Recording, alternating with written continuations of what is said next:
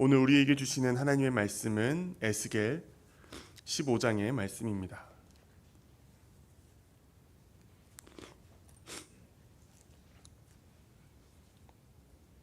에스겔 15장 말씀을 교독하겠습니다. 여호와의 말씀이 내게 임하여 이르시되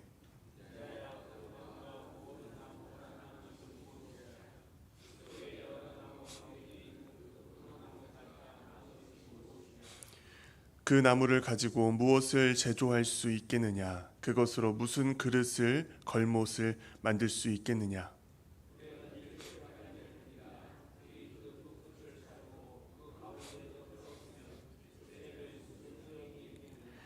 그것이 온전할 때에도 아무 제조에 합당하지 아니하였거든 하물며 불에 살라지고 탄 후에 어찌 제조에 합당하겠느냐?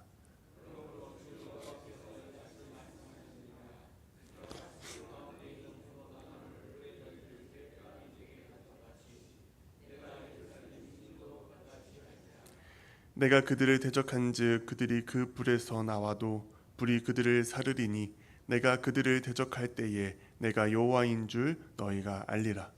내가 그 땅을 황폐하게 하리니 이는 그들이 범법함이니라. 나 주 여호와의 말이니라 하시니라. 아멘. 오늘 우리에게 주시는 에스겔 15장 말씀이 오늘 하루를 살아갈 우리의 힘과 능력이 되기를 간절히 소망합니다. 하나님께서는 이스라엘 백성들의 정체성, 사명, 또 하나님과의 관계를 나타내시기 위해 많은 비유들을 사용하십니다. 그 중에 하나가 우리가 너무나도 잘 알고 있는 하나님께서는 우리의 목자가 되시고 우리는 그분이 기르시는 양이 된다라는 그 이미지로 하나님과 우리의 관계를 비유합니다. 또한 하나님은 자주 또한 사람들이 친숙하게 볼 수 있는 나무로 하나님과 이스라엘 백성들의 관계를 표현하시는데요. 오늘 말씀에서는 포도나무로 그 이스라엘을 비유하고 계십니다.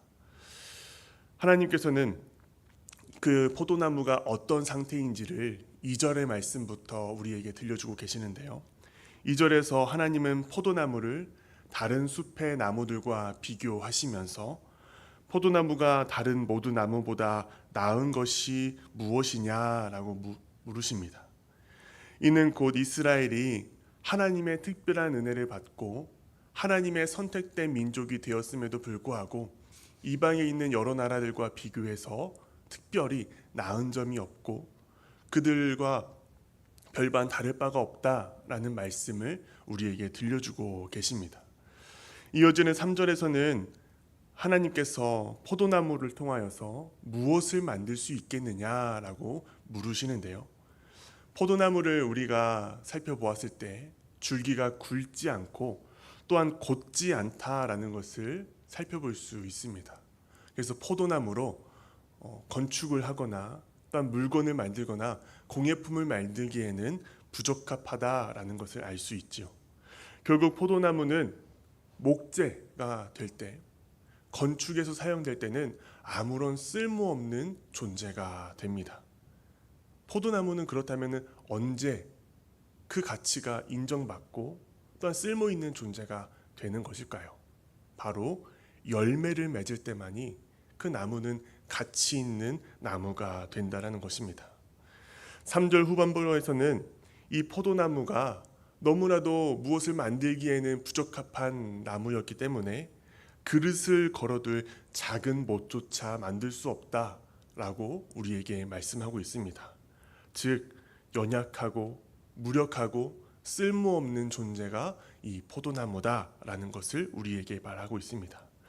4절과 5절에서는 이런 목재로도 사용할 수 없고 열매를 맺지 않는 포도나무는 버려져서 결국 불에 타고 땔감이 될 뿐이다 라고 우리에게 말씀하고 있습니다. 심판받고 불에 타버린 포도나무, 그 포도나무는 더욱더 쓸모없어지고 사용할 곳이 없다라는 말씀을 5절에서 우리에게 들려줍니다. 6절 이하의 말씀에서는 하나님께서 이 포도나무의 비유를 우리에게 들려주시는 이유에 대해서 말씀하고 계시는데요. 이 비유는 단지 상징에 그치지 않고 이스라엘 자손들의 상태, 이스라엘 백성들이 앞으로 당할 심판에 대한 내용을 들려주고 있다라고 말씀하고 계십니다. 6절에서 하나님은 포도나무가 땔감 외에는 아무 쓸모가 없는 것처럼 하나님께 불순종한 이스라엘 백성들, 하나님께 불순종한 백성들은 결국 심판의 불 속에 던져지게 될 것이다 라고 선언하십니다. 이어지는 7절에서는 그 불에 던져지는 일이 하나님의 맹렬한 진노를 가리키는 것임을 분명히 말씀하시며, 하나님께서는 그들이 하나님을 떠나 우상을 섬기고 하나님을 향해 얼굴을 드는 것이 아니라 우상을 향해 얼굴을 들 때 심판을 행하실 것임을 경고하고 있는 말씀입니다. 8절에서는 이와 같은 무서운 심판이 임하는 근본적인 이유, 그 이유를 밝히고 계시는데요. 그것은 바로 하나님이 그들을 버린 것이 아니라 그들이 하나님을 버리고 하나님께 범죄하고 하나님을 떠났기 때문이다라고 말씀합니다. 하나님의 말씀에 순종하지 않고 배반하고 하나님의 약속을 저버린 그들에게 하나님의 맹렬한 심판이 임하게 된다라는 말씀을 우리에게 들려주고 있습니다. 포도나무는 백향목처럼 키가 크고 고두며 향이 좋아서 건축에 쓰이는 나무가 아닙니다. 또한 종려나무처럼 뿌리를 깊이 내리고 오랜 세월을 견뎌서 사람들에게 승리와 기쁨의 이미지를 주는 그런 상징이 되는 나무도 아닙니다.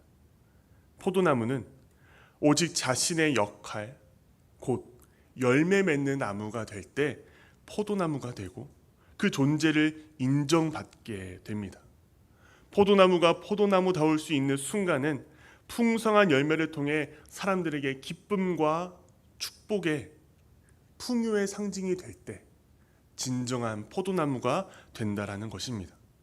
그러나 만일 열매를 맺지 못한다면 그 나무는 어떠한 용도로도 사용할 수 없으며 결국 땔감으로 불에 태워질 뿐이다 라는 엄중한 말씀을 우리에게 들려주고 있습니다.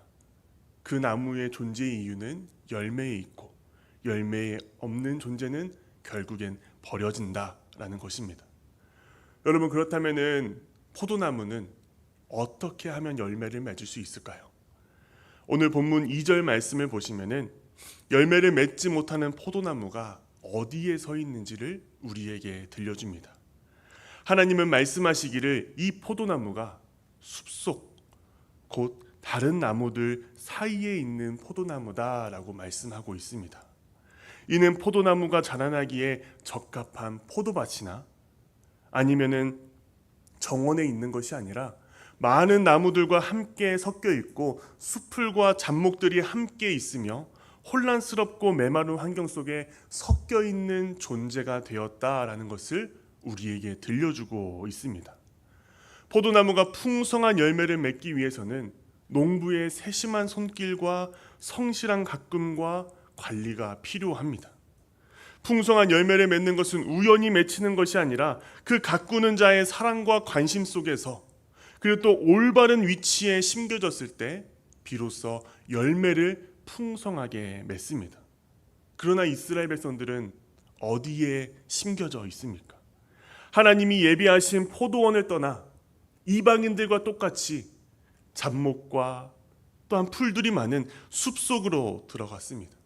우상을 숭배하고 강대국을 의존하고 타락한 문화와 정치 타협 속에서 하나님을 떠나 하나님을 멀리한 삶을 살아갔다는 것입니다.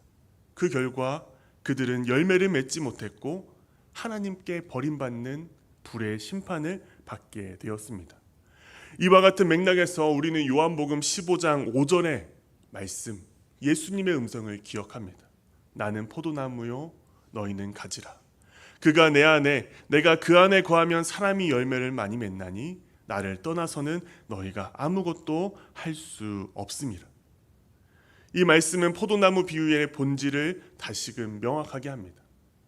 열매는 포도나무의 노력만으로 맺어지는 것이 아니라 예수님 안에 거할 때, 예수님 안에 거할 때, 예수님과 함께 있을 때 맺어지게 된다는 것입니다. 예수님과의 연합, 예수님과 함께 머무는 삶, 예수님과 동행하고 그분의 말씀에 순종하는 자세가 있을 때 우리의 삶에 성령의 열매, 또한 선한 행위의 열매, 회개의 열매를 맺게 된다라는 것입니다. 우리는 하나님께서 예비하신 포도밭을 떠나 이방인의 나무들이 있는 그 숲속에 살아가고 있지 않는지를 돌아보아야 합니다. 하나님의 손길을 벗어나 열매 맺지 못하는 나무로 살아가고 있지 않는지를 돌아보아야 합니다. 오늘 이 말씀을 통해 우리가 다시금 주님 안에 거하는 삶, 주님 안에 머무는 삶, 주님과 함께 동행하여서 열매 맺는 삶을 살아가는 저와 여러분 되기를 간절히 바랍니다.